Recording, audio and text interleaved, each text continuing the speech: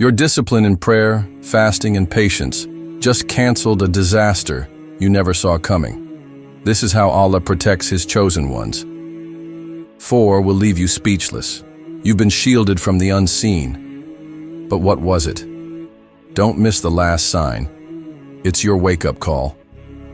Closing the tab, avoiding fitna. Before it starts, in today's digital age, temptation lurks behind every click, appearing harmless, yet carrying severe spiritual consequences. What begins as a fleeting glance can spiral into a cycle of sin, weakening faith and distancing one from Allah's mercy. The battle against fitna, trial temptation, starts with prevention, closing the tab before curiosity takes hold. This small act of restraint safeguards the heart's purity and secures one's hereafter.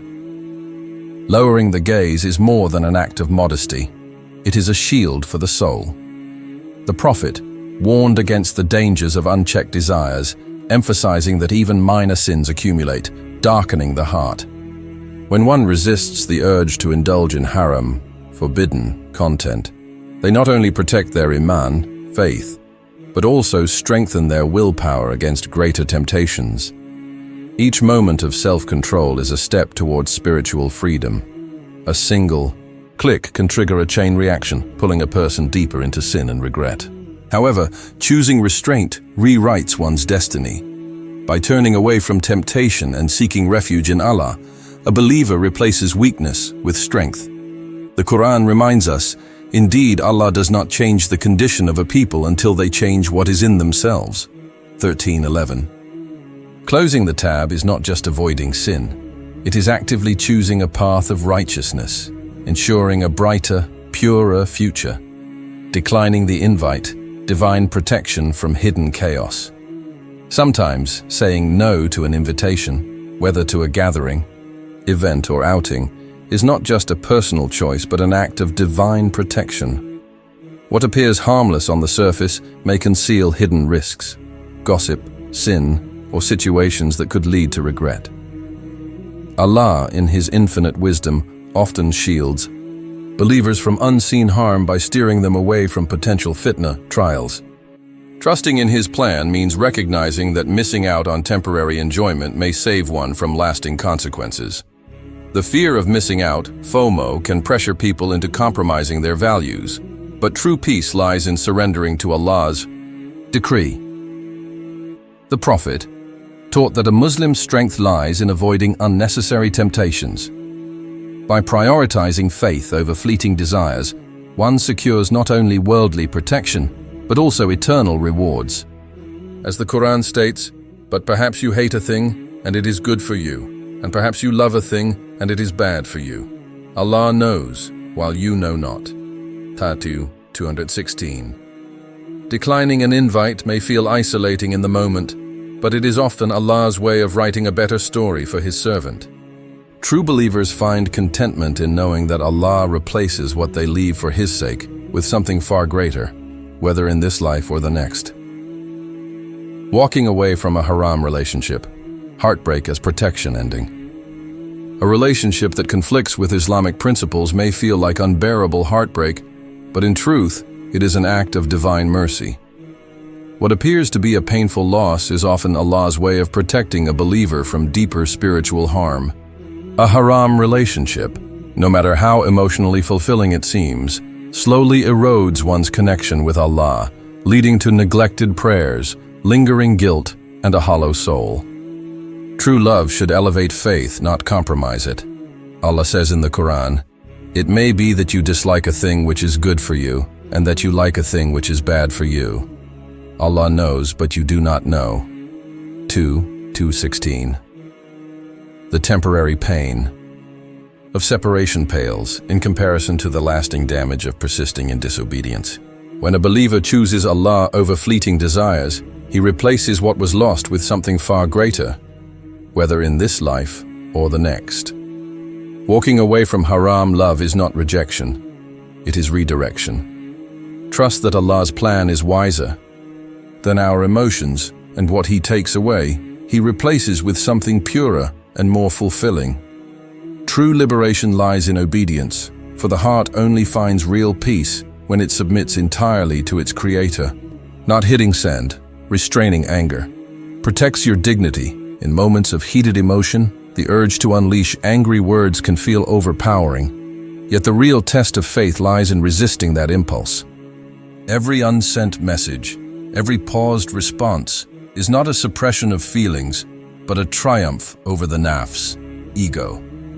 The Prophet taught that true strength isn't in physical power, but in self-restraint. The strong is not the one who overcomes people by his strength, but the strong is the one who controls himself while in anger. Bukhari. Anger is a fleeting fire that can burn bridges, reputations, and even one's spiritual rewards. Hasty words sent in rage often lead to lasting regret, while silence, though difficult, preserves relationships, dignity, and most importantly, one's connection with Allah.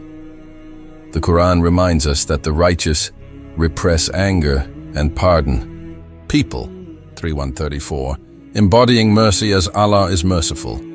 Choosing not to hit send is an act of faith. It is trusting that swallowing pride today will save you from tomorrow's remorse. Anger managed is a soul protected. Words withheld are sins avoided. In that moment of restraint, you aren't weak. You're winning the greater jihad against your own destructive impulses. Defending someone absent. Allah's hidden shield for you. In a world where gossip often masquerades as conversation, choosing to defend an absent brother or sister becomes an act of both courage and divine wisdom. The Prophet declared, "Whoever defends their brother's honor in their absence, Allah will shield their face from the fire on the day of judgment." Tirmidhi. This promise reveals a profound truth. Standing against backbiting doesn't just protect others, it becomes an unseen armor for your own soul. Backbiting, ghibah, isn't harmless chatter. It erodes trust, fractures communities, and steals blessings. But when you interrupt slander with kindness or correction, you fulfill a sacred duty. The Quran commands believers to fear Allah and speak words of justice. 4:135. Each time you redirect a toxic conversation or defend someone's dignity, angels take note, and Allah replaces that moment of resistance with spiritual protection. Silence in the face of slander is complicity, but a single courageous word can extinguish a potential wildfire of sin. Your loyalty today, expressed through defending the absent, may be the very reason Allah withholds unseen trials from your path tomorrow. For in protecting others' honor, you unknowingly secure your own. Final reflection. Discipline is divine. Protection. Every time you lower your gaze, walk away from temptation, or bite back angry words, you're not just exercising self-control, you're activating Allah's unseen guardianship.